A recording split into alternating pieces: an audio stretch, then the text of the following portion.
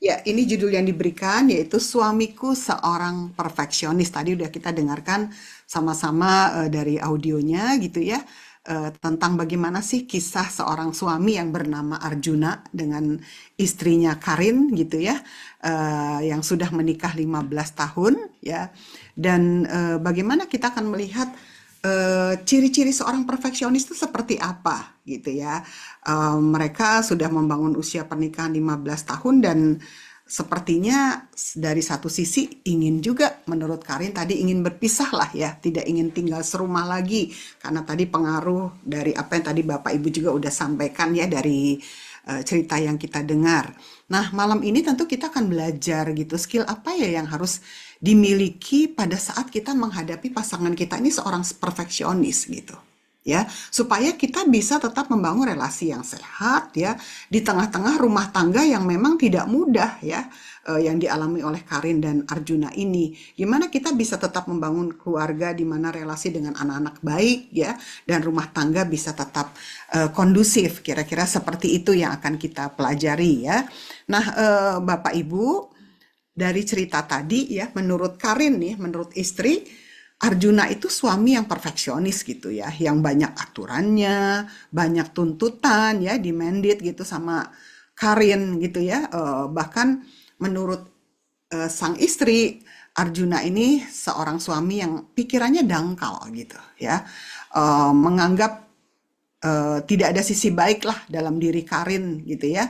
Menuntut segala sesuatu harus baik, harus rapi, bahkan pada saat anak-anak numpahin sedikit makanan aja langsung diprotes gitu ya. Atau juga tadi menurut Karin bagaimana sih punya anak tapi harus tetap rumah rapi, bersikap rapi gitu ya. Dan pada waktu anak-anak bertengkar di meja makan, suami yang perfeksionis juga sangat punya perasaan marah gitu ya. Anak-anak kok nggak ditertipin sih dan sebagainya gitu ya.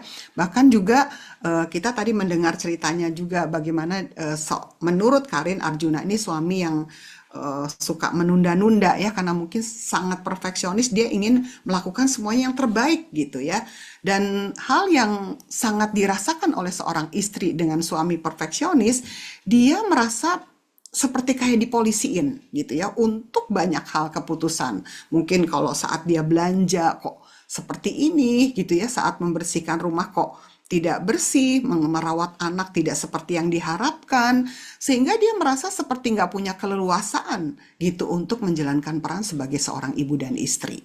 Ini di dalam sudut pandang seorang istri yang bernama Karin. Nah, Arjuna pun punya alasan tertentu gitu ya. Karin bukan sosok istri yang ideal gitu menurut Arjuna gitu ya. Karena apa? Karena dia sendiri juga bagaimana dia nggak bisa mendidik anak-anak untuk respect sama aku gitu. Menurut Arjuna seperti itu ya.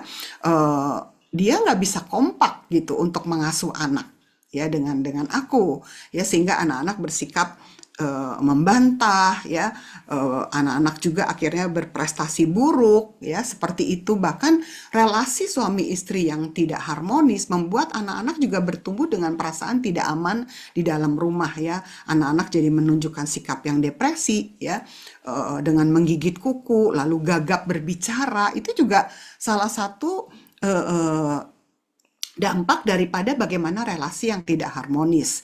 Dan satu hal yang tidak disukai oleh Arjuna adalah Karin itu suka curhat sama ibunya gitu, sama mamahnya ya, mungkin menjelekan ketidakpuasan, menumpahkan rasa ketidakpuasan dia terhadap bagaimana kondisi suaminya ya. Dan menurut Juna, Karin nggak bisa membaca persoalan dari sudut pandang aku. Nah, Bapak Ibu yang dikasih Tuhan, kira-kira kalau lihat situasi atau mungkin membayangkan rumah tangga Karin dan Juna, apa ya nasihat firman Tuhan yang kira-kira bisa menggambarkan keberadaan mereka gitu ya. Saya melihat ya ada satu ayat yang berbicara seperti ini. Matius 7 ayat 3. Mengapakah engkau melihat selumbar di depan mata saudaramu, sedangkan balok di dalam matamu enggak engkau ketahui gitu ya. Apa yang Bapak Ibu tangkap dari ayat ini? Ini adalah bagian dari khotbah Yesus di bukit ya, yang menekankan pentingnya untuk kita bisa introspeksi diri gitu sebenarnya sebelum kita bisa menghakimi orang lain, siapapun itu gitu ya. Dalam ayat ini, selumbar ini melambangkan kesalahan kecil sebenarnya ya, atau mungkin dosa ringan lah ya. Sedangkan balok melambangkan kesalahan besar atau mungkin dosa yang lebih serius gitu. Nah, jadi dari ayat ini apa sebenarnya yang bisa kita pelajari dalam membangun sebuah relasi? Yaitu kita perlu untuk menghindari yang namanya sikap judgmental gitu ya. Eh, ayat ini mengingatkan kita untuk nggak mudah menjudge orang gitu ya, apalagi itu orang-orang yang terdekat ya, yang kadang-kala memang dengan perjalanan waktu hidup bersama-sama cukup panjang, seringkali respect itu luntur gitu ya. Respect itu luntur ya, kalau kita nggak terbiasa untuk merawat ataupun mungkin mengevaluasi pernikahan kita. Jadi Bapak Ibu dan teman-teman, ternyata penting ya untuk kita bisa merawat pernikahan, bahkan mengadakan check up pernikahan gitu ya. Tidak hanya secara fisik aja kita perlu medical check up. Ternyata pernikahan, relasi kita juga perlu untuk dilihat. Tapi kalau udah pernikahan 5 tahun, 10 tahun, 15, nah mungkin teman-teman di sini yang masih pernikahan di bawah 5 tahun gitu, ini kesempatan sebenarnya untuk bisa kita melakukan general atau marital check up di dalam setiap, bahkan kalau saya belajar per 6 bulan gitu ya, kita ayo check up pernikahan kita. Mungkin ada ketidakpuasan di situ, ada hal-hal yang mengganjal, yang nggak pernah bisa terkomunikasikan dengan baik gitu ya. Kita perlu introspeksi diri ya sebelum kita mengoreksi dan menegur orang lain ya. Nah, kadang-kadang mungkin kita nggak bisa, sudah tidak mampu untuk melakukan komunikasi yang sehat. Nah, kita butuh untuk ada situasi di mana kita perlu untuk melakukan marital check up juga gitu ya. Nah, hidup di dalam kasih dan keadilan juga ayat ini gitu ya, mengajarkan bahwa dalam hubungan kita perlu untuk mendasari setiap penilaian kita tuh di dalam kasih dan keadilan gitu ya. Menghakimi orang lain tanpa memeriksa diri kita juga bukan sikap yang tentu sesuai dengan ajaran Kristus ya. Nah, Tuhan Yesus mengajarkan bahwa penghakiman itu sebenarnya dimulai harus dari dalam hati kita dulu gitu ya. Dengan kita membersihkan dalam tanda kutip balok di mata kita terlebih dahulu, kita dapat sebenarnya bisa melihat menjadi pribadi yang lebih bijaksana dan rendah hati ya. Dan tulus gitu dalam membantu orang lain mengatasi selumbar ya mereka ya Bapak Ibu. Jadi Bapak Ibu dan teman-teman yang dikasih Tuhan gitu, kita akan melihat sebenarnya kita perlu untuk mencek juga sebenarnya pernikahan kita atau pribadi kita gitu ya dari cerita ini. Apakah saya seorang perfeksionis juga kah gitu ya. Nah, tanda-tandanya seperti apa sih gitu ya. Kalau tanda-tanda seorang perfeksionis nih, yang pertama orang tersebut ya, tadi ada orang yang nggak bisa melihat balok depan matanya ya, tapi selumbarnya orang lain bisa jelas gitu. Kritiknya berlebihan gitu ya. Selalu menginginkan kesempurnaan ya.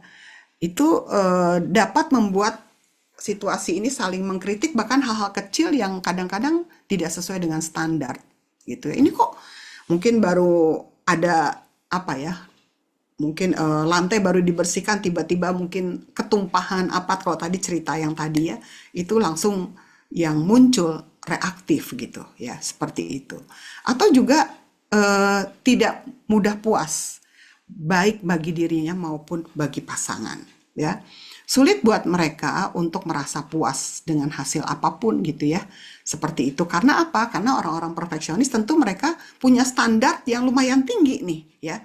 Mungkin kalau menurut kita, oh kalau bersih itu cukup, rapi itu cukup, tertata aja. Tetapi mungkin untuk orang perfeksionis lebih dari itu ya.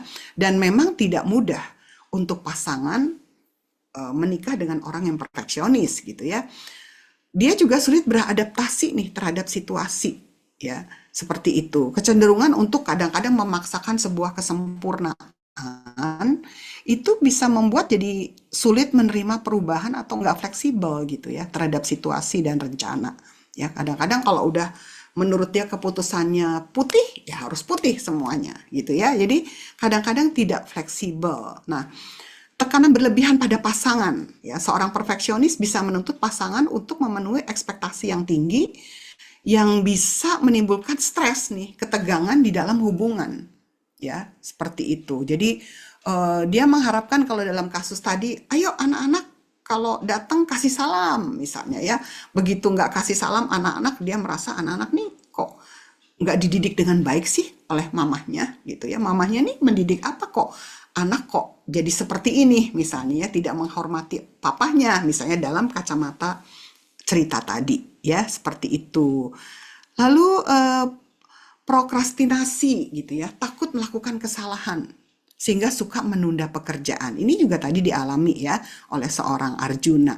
Karena takut melakukan kesalahan atau tidak mencapai hasil yang sempurna, terkadang mereka menunda pekerjaan atau keputusan. Ya, kalau yang tadi saya lihat bahwa cerita tadi kadang-kadang Arjuna mungkin lama gitu ya untuk mengolah sesuatu dan tiba-tiba ketika celing gitu ya tadi mungkin di jam berapa dia langsung pergi ke ruang kantornya untuk ya mungkin karena seorang seniman ya dia langsung mengerjakan dalam waktu yang saat itu juga untuk apa namanya menyelesaikan tugas yang mungkin selama ini dia tunda karena mungkin tidak menemukan apa yang terbaik menurut kacamata dia gitu ya.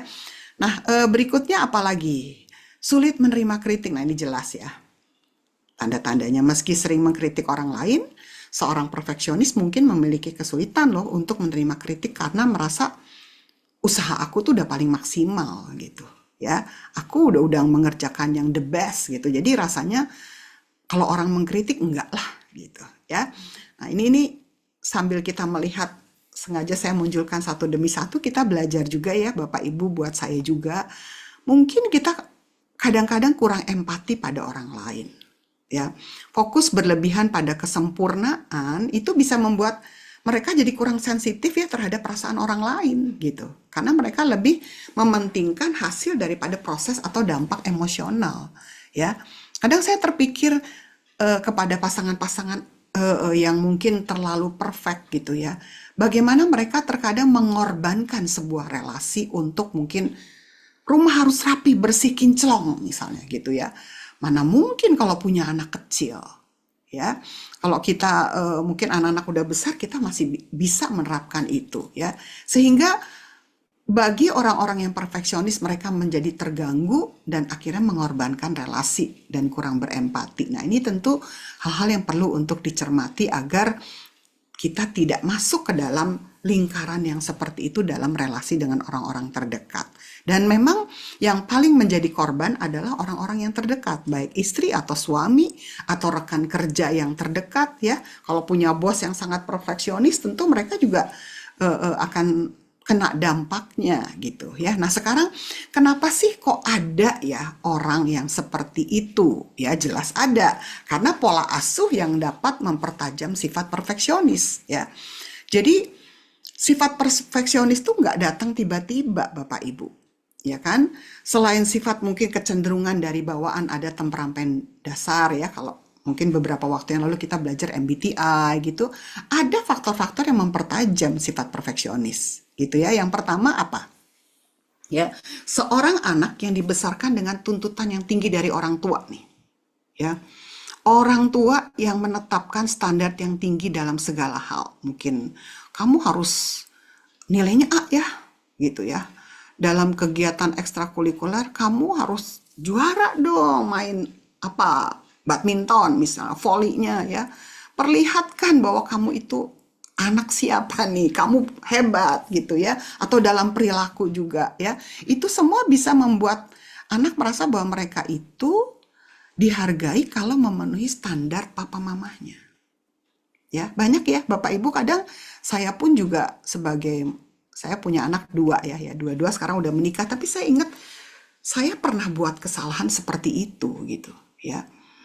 Ayo kamu pintar, kamu harus dapat 10 gitu ya. Nanti akan ada hadiah gitu ya buat kamu gitu ya. Padahal sebenarnya proses yang dialami oleh seorang anak itu lebih penting daripada nilai yang harus diraih gitu ya. Setelah kita mungkin dewasa, kita bekerja ternyata nilai rapot 10 A itu nggak menjamin untuk kita berhasil ya dalam seluruh perjalanan hidup ya. Ini terlepas dari sifat ya yang memang dibawa. Berikutnya juga adalah kritik yang berlebihan nih. Jika orang tua sering mengkritik gitu ya, menunjukkan ketidakpuasan terhadap hasil kerja anak ya, apalagi dengan membandingkan misalnya kepada bisa kepada temennya, bisa kepada koko atau cicinya gitu ya. Itu anak akan tumbuh dengan keyakinan bahwa hanya kesempurnaan yang diterima gitu ya. Mereka akan takut melakukan kesalahan karena apa? Karena takut dikritik gitu. Ya, jadi mereka berusaha untuk selalu benar, untuk selalu yang terbaik gitu. Karena apa? Bukan karena memang mereka ingin melakukannya, tapi karena mereka takut nanti saya disalahin, nanti saya dikritik gitu ya. Atau penghargaan yang bersyarat nih, ya. Anak-anak yang tumbuh di dalam keluarga di mana kasih sayang atau pengakuan tuh hanya dikasih kalau mereka berhasil gitu ya. Kalau mereka sempurna dalam segala sesuatu, ya merasa bahwa oh ya mama papa tuh sayang loh sama saya kalau apa ada pencapaian yang diraih ya. Ini mendorong mereka untuk selalu menjadi yang sempurna. Kenapa? Karena aku tuh kalau aku berhasil pasti aku disayang gitu. Pasti aku dikasih hadiah gitu ya. Sehingga mereka fokus kepada aku harus sempurna, aku harus karena itulah yang menjadi penghargaan bersyarat ya. Nah, kurangnya pujian dan apresiasi juga gitu ya Bapak Ibu. Nah, ini teman-teman yang mungkin punya anak-anak kecil gitu ya. Khususnya usia-usia golden age ya, usia 5 tahun, 6 tahun gitu. Kebutuhan seorang anak tuh adalah dipenuhi tangki emosinya gitu. Salah satunya diapresiasi ya. Nah, anak-anak yang kurang jarang mendapat pujian untuk usaha mereka, mungkin mereka belajar diri gitu ya. Ini bisa memicu sifat perfeksionis karena mereka merasa harus selalu mencapai hasil yang terbaik untuk mendapatkan perhatian atau apresiasi gitu ya.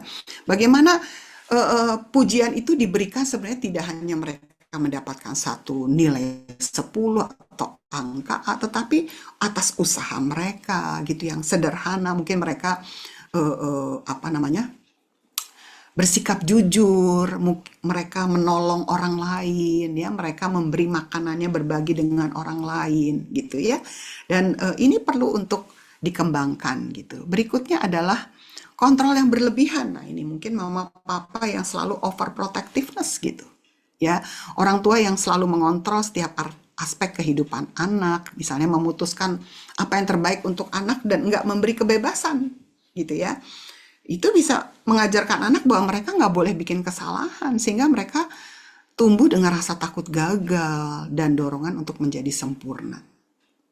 Ya, Bapak Ibu, saya tahu ada begitu banyak orang tua saya menemukan di ruang konseling gitu ya, orang tua yang merasa aku tuh udah gagal gitu ya.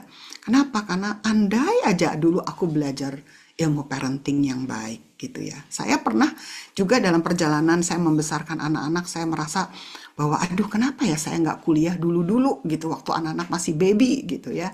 Setelah anak SMP, SMA baru saya belajar gitu ilmu konseling, ilmu parenting dan saya menemukan dulu saya banyak bikin kesalahan dalam mendidik dan membesarkan anak ya dan seringkali itu menjadi sebuah penyesalan tetapi saya pikir nggak ada yang terlambat kalau kita mungkin anak-anak kita sekarang masih kecil bersyukur gitu ya kita masih bisa memperbaiki tapi ketika anak-anak kita udah mulai besar apakah masih ada kesempatan tentu masih ada kesempatan ya kita masih akan terus bertumbuh anak-anak kita masih akan terus belajar hal-hal baik lewat pernikahan papa mamahnya. Berikutnya adalah tips menghadapi pasangan yang perfeksionis. Nah, Bapak Ibu, yang terpenting adalah gimana sih kalau pasangan kita seperti Arjuna gitu ya. Jadi komunikasi yang jelas dan terbuka. Ya, jadi penting untuk berbicara jujur, terbuka dengan suami yang mungkin tentang bagaimana sih sikap perfeksionisnya mempengaruhi hubungan kita nih ya. Fokus pada apa perasaan dan pengalaman pribadi tanpa menyalahkan ya misalnya tertekan nih ketika segala sesuatu harus sempurna gitu ya daripada kamu tuh kenapa sih harus selalu kamu tuh kenapa sih kok bikin aku stres terus? Nah, itu tentu sudah ada tuduhan ya. Tetapi kalau kita belajar untuk asertif gitu ya, misalnya Pah gitu, aku tertekan loh kalau mungkin segala sesuatu itu harus seperti yang kamu mau, misalnya. Sampaikan dengan jelas dan terbuka ya. Nah, saya nggak tahu nih gimana perjalanan 15 tahun Arjuna dan Karin gitu ya. Kadang-kadang kalau kita nggak terbuka menyatakan apa yang ada dalam diri kita, kita seperti kayak merepress ya. Perasaan marah itu kita repress gitu ya. Kok aku diatur sih? Kok aku harus selalu seperti ini sih? Kok kamu terus sih yang harus menangan misalnya. Nah, itu kita kadang merepress. Nah, hal-hal tersebut pada suatu saat itu seperti bisa menjadi pemicu untuk terjadinya ledakan dalam sebuah relasi. Jadi, penting sekali untuk terbuka. Lalu menetapkan batasan yang sehat juga gitu ya. Bikin batasan yang sehat dalam hal apa itu bisa diterima atau tidak ya. Misalnya kalau kritiknya udah mulai berlebihan dan sudah mulai mengganggu harga diri kita atau suasana hati kita, ungkapkan gitu ya. Bahwa ada batas tertentu yang mungkin tidak boleh dilewati di dalam sebuah komunikasi. Misalnya, Pak, aku ingin kalau kamu menegur aku, kamu tuh seperti ini, kamu istri yang pemalas, kamu istri yang nggak bisa merawat anak atau apa ya, menyerang pribadi gitu ya. Kita bisa sampaikan batasan yang sehatnya tuh sampai seperti apa sih gitu ya. Nah, ini kembali lagi sebenarnya tadi seperti yang disampaikan oleh Ibu Agnes tadi ya, tentang komunikasi sebenarnya ya. Harus jelas. Lalu meningkatkan kesabaran juga. Ini udah pasti ya, karena tidak mudah.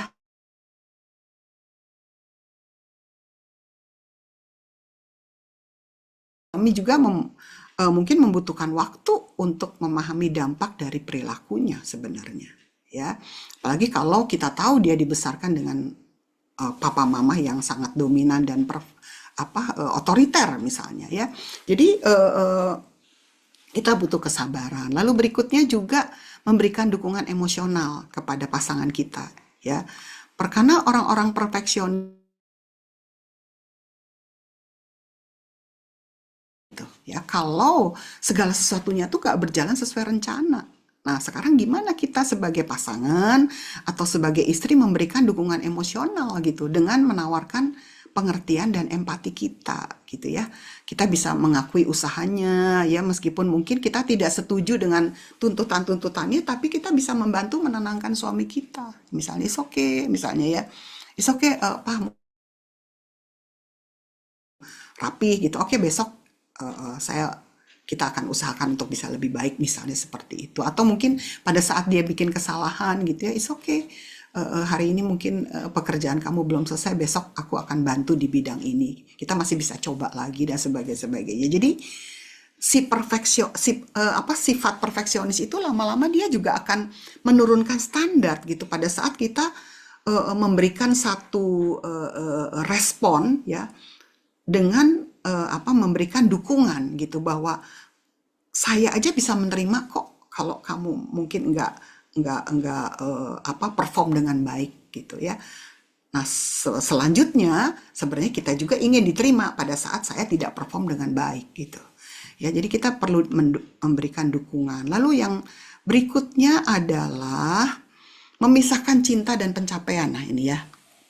Jadi seringkali seorang perfeksionis itu merasa dicintai hanya ketika mereka sukses gitu. Ya, sama tadi dengan pola asuh yang diterima gitu. Nah, istri bisa menekankan gitu ya, bahwa cinta dan penghargaan itu nggak tergantung pada hasil atau kesempurnaan. Ya, mungkin pada saat seorang perfeksionis merasa gagal gitu, aduh kok aku bulan ini nggak bisa mencapai target gitu ya, sehingga mungkin income menjadi sedikit gitu. Ya, gimana gitu ya, kita tetap bisa menyatakan cinta kita, perhatian kita, kasih kita, walaupun pencapaian dia tidak tercapai gitu ya. Melainkan bagaimana kita bisa menghargai gitu ya, membantu untuk si perfeksionis itu merasa diterima apa adanya. Ini penting Bapak Ibu ya. Jadi tidak, cinta kita itu tidak tergantung pada hasil atau kesempurnaan, melainkan pada usaha dan komitmen gitu ya. Ya udah Pak, Papa yang penting udah berusaha gitu ya, udah bekerja dengan baik untuk keluarga, gitu ya.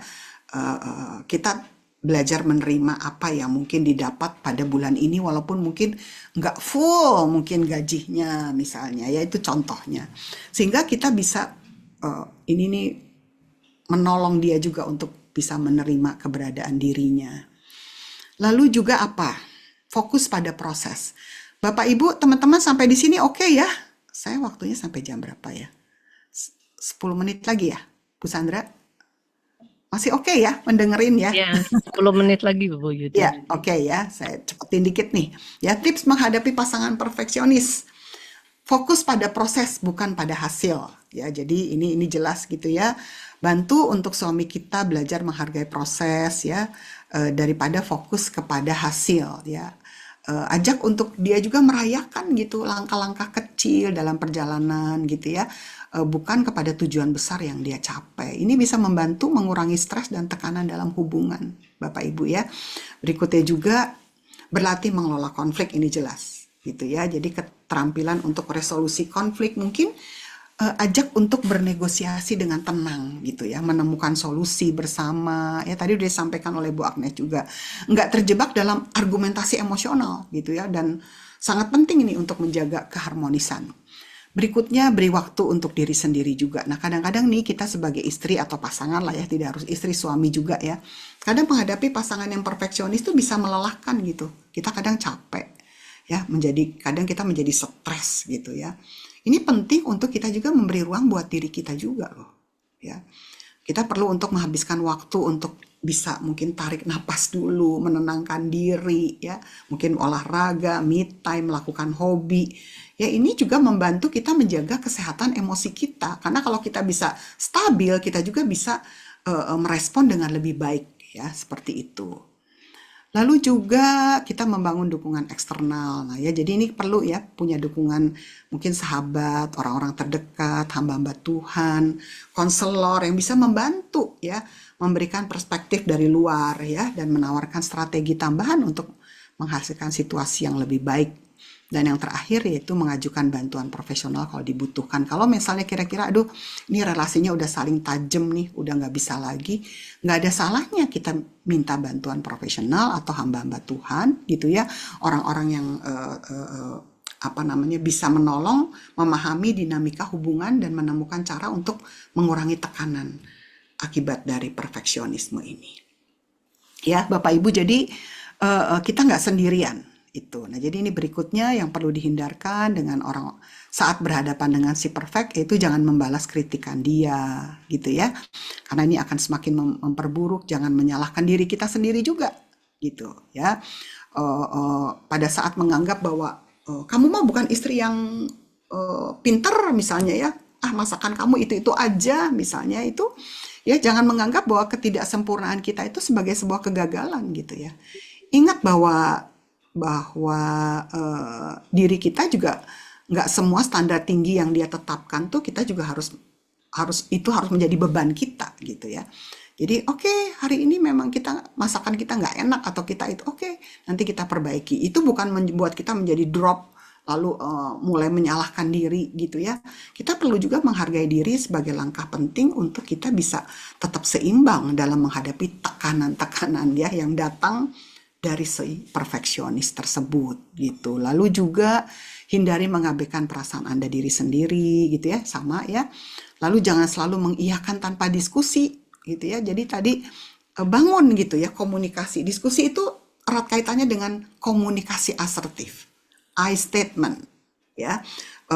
Berkomunikasi yang realistis ya, yang berkompromi itu mengurangi juga beban ya.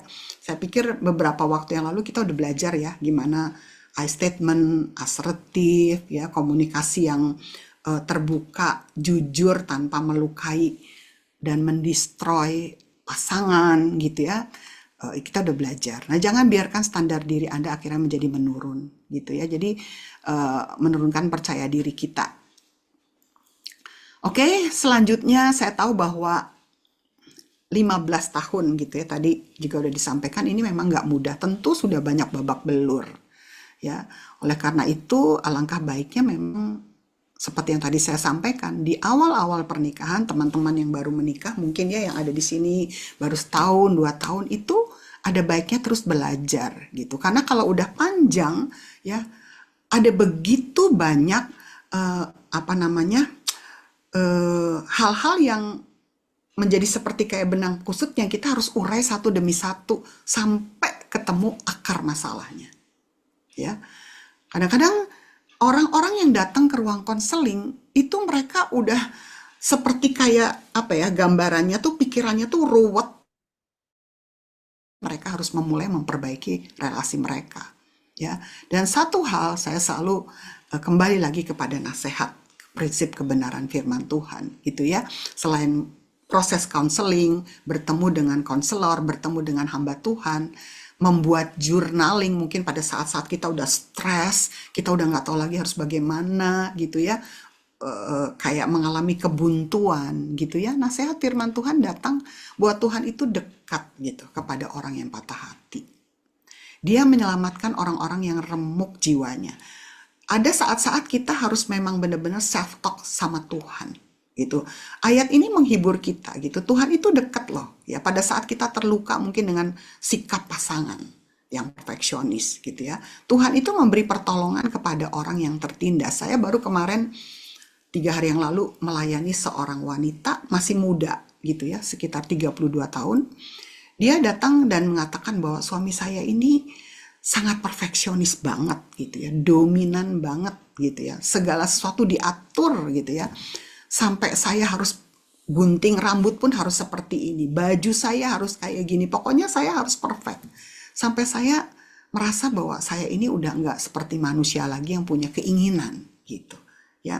Dan ketika kita bicara panjang lebar gitu ya, dia katakan bahwa hanya satu yang mengerti saya, yaitu penghiburan dari Tuhan, dia bilang. Dan dia berproses untuk bisa, karena dia tahu bahwa dia nggak mungkin bisa bercerai, dia tahu bahwa dia nggak mungkin bisa mengubah suaminya. Lalu, ayo kita cari solusi yang tepat. Itu apa sih yang bisa kamu lakukan sebagai seorang istri yang nggak bisa mengubah pasangan, tapi bisa mengubah respon dari dalam. Dan salah satunya yaitu bangun kedekatan dengan Tuhan, selain juga mengimunisasikan hal-hal yang baik untuk emosi bisa tetap stabil. Ya, dan Tuhan itu adalah tempat perlindungan buat orang yang terinjak, saya katakan kepada klien saya. Tempat perlindungan pada waktu kesesakan. Orang yang mengenal nama Tuhan dan percaya kepada Tuhan tidak akan ditinggalkan. Ya, jadi ayat ini seringkali memberi kekuatan memastikan bahwa walaupun di luar sana seperti itu gitu, kita masih tetap punya rumah tempat perlindungan. Ya, dan latih, saya katakan kepada klien saya, latih untuk terus setiap hari mensyukuri apa yang masih sisa, apa yang masih ada. Salah satunya, iya, saya punya anak yang sangat mengerti saya. Anaknya masih umur sekitar 2 atau 3 tahun, tapi dia selalu mengatakan, "Mam," gitu, "I love you, Mami," ya, lalu memeluk maminya, dan itu menjadi pengobatan buat jiwa dia gitu di tengah-tengah ketakutan menghadapi suaminya gitu ya. Lalu dia mulai belajar membuat jurnal untuk membuang emosi negatif yang dia tabung selama ini gitu ya. Setiap ketemu saya dia belum sempat ngomong dia udah nangis gitu ya. Dan dia katakan masalah saya belum selesai gitu, sampai kapan saya seperti ini. Nah, ini memang tidak mudah ya Bapak Ibu, saya tahu ini tidak mudah, tapi kita punya Tuhan yang bisa mengubah hati pasangan, bukan kita gitu ya, bukan khotbah kita kalau firman Tuhan katakan, tapi perilaku kita ya, respon-respon kita, cara berkomunikasi kita. Nah, apa yang pada waktu Karin dan Arjuna datang bertemu dengan konselor, kira-kira apa pandangan konselor ya? Saya melihat bahwa suami istri ini adalah orang-orang yang berkemauan keras sebenarnya ya. Oleh karena itu saya senang dengan pepatah Jawa yang mengatakan sing waras, apa Bapak Ibu? Sing waras yang Kalah. yang ngalah ya. Gitu ya. Memang Arjuna di sini keras kepala gitu ya, egosentris, nggak praktis gitu ya. Tapi Karin juga merusak relasi dengan Arjuna dengan mungkin menanamkan tidak respect kepada anak-anak ya. Jadi ini kekeh dua-duanya gitu ya. Arjuna sensitif gitu ya, warnanya harus gini, strukturnya gini, rancangannya gini gitu. Padahal sebenarnya Karin punya perasaan yang lain. Ya, nah Arjuna juga berusaha mengatur semuanya. Nah, kira-kira dari hal-hal yang memang kita perlu lihat gitu ya, bahwa mereka sebenarnya perlu untuk melihat dari sisi anak juga gitu ya. Pernikahan antara seniman itu sedikit yang bersifat tenang ya, tetapi pada dasarnya mereka mengejar tujuan ya sebenarnya sesuatu yang indah dan sempurna. Nah, kadang-kadang kesempurnaan yang mereka inginkan itu jangan sampai mengorbankan pasangan gitu ya.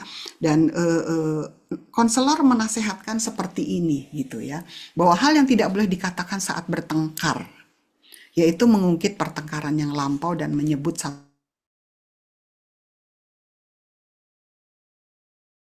konselor jangan izinkan kritik dari pihak ketiga diteruskan ke pasangan.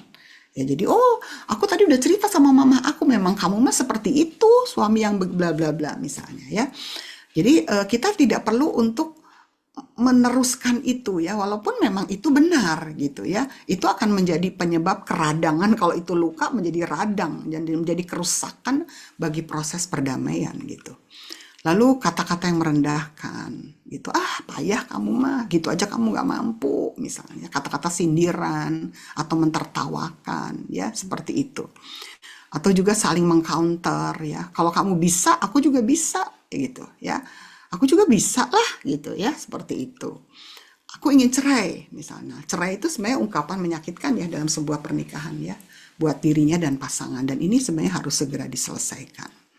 Nah, jadi yang terakhir Bapak Ibu, cara menghadapi konflik secara baik itu yang pertama adalah tunjukkan saling respect gitu ya. Jadi usahakan respect itu tidak hilang ya dalam relasi, meskipun mungkin ada perbedaan pendapat gitu ya. Sepakat saling menghargai, belajar memahami dari sudut pandang, lalu juga miliki kelenturan. Ya, saya selalu sampaikan, mungkin Bapak Ibu masih ingat, saya senang sekali untuk mengatakan lentur gitu ya. Lentur itu sifat pribadi atau suami istri yang mau beradaptasi gitu ya, menyesuaikan dengan sifat pasangan ya, atau situasi yang tidak diharapkan terjadi. Karena kalau berbicara lentur, Bapak Ibu itu lentur itu adalah sebenarnya wujud dari empati ya. Mungkin kita mengatakan ya udahlah, ya udah aku tenang dulu, emang dia seperti itu, ya udah aku masuk kamar dulu, tarik napas dulu misalnya gitu ya. Eh, Emang dia seperti itu, aku tahu dia itu memang dibesarkan dengan pola yang seperti itu, ayahnya juga kayak gitu gitu ya. Mau mengubah dia instan, pernikahan tuh nggak bisa mengubah pasangan gitu ya. Kadang-kadang orang berpikir menikah nanti berubah, nggak seperti itu juga gitu ya. Kalau memang dia karakternya seperti itu, ya udah, jangan ada usaha untuk mengubah, nanti kita kecewa gitu. Jadi itu salah satu sifat lentur adalah memahami pasangan dan tidak ngotot mengubah pasangan, sabar menunggu perubahan gitu ya. Kalau kita menikah mungkin dengan orang yang pendiam gitu, introvert gitu ya, ya jangan paksa dia untuk kamu ngomong dong, ya kamu harus lincah dan sebagainya ya. Kita udah menyesuaikan gitu ya. Seperti itu, seorang yang lentur tuh mudah memaafkan, nggak mudah tersinggung ya. Kalau marah pun nggak menyimpan kesalahan dan lebih suka untuk diobrolin gitu ya. Berikutnya yang terakhir, tetapkan isu atau tema konflik. Jadi kalau bermasalah ya, ya udah gitu, ayo tentukan pakai judul apa nih. Kita mau ngomongin apa? Masalah keuangan kah? Masalah mendidik anak kah? Ya kita tentukan. Jangan jadi melebar gitu ya, seperti itu.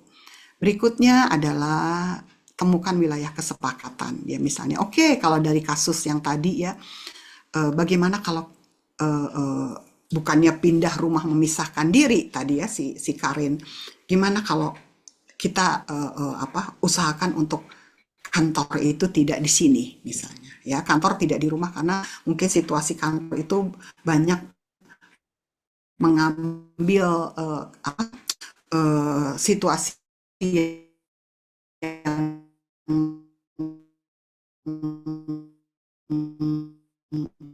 di mana relasi nggak jadi ya, seperti itu, supaya kita melihat tujuan utama pernikahan tuh apa. karakter pasangan yang mungkin menekan kita. Akan ada waktu Tuhan ya untuk menjawab doa dan pergumulan kita ya. Oleh karena perlu ketekunan, kesabaran di dalam setiap musim ya yang mungkin kadang sulit gitu ya. Tapi saya percaya bahwa lewat pengharapan dan doa-doa yang nggak berkeputusan gitu. Saya selalu ingat guru saya selalu mengatakan bahwa nggak ada masalah yang nggak ada expired date-nya. Ya, pasti ada expired date-nya. Ya, pasti ada waktunya di mana pasangan kita akan semakin lebih baik gitu. Tetapi memang perlu menunggu. Ya, perlu ada kesabaran. Ya, pesan untuk para istri bagaimana istri bisa menolong suaminya itu lewat gimana ekspresi respon perilaku, bukan lewat mungkin ancaman atau kemarahan atau nasihat yang panjang lebar ya. Saya tahu suami-suami paling nggak suka dinasehatin istri gitu, tapi kita perlu untuk mengubah perilaku dan respon yang baik ya supaya relasi itu bisa tetap terbangun dengan kuat di tengah-tengah mungkin badai yang besar. Itu aja mungkin Bapak Ibu, mudah-mudahan ini akan memberikan insight ya buat kita semua. Terima kasih, selamat malam.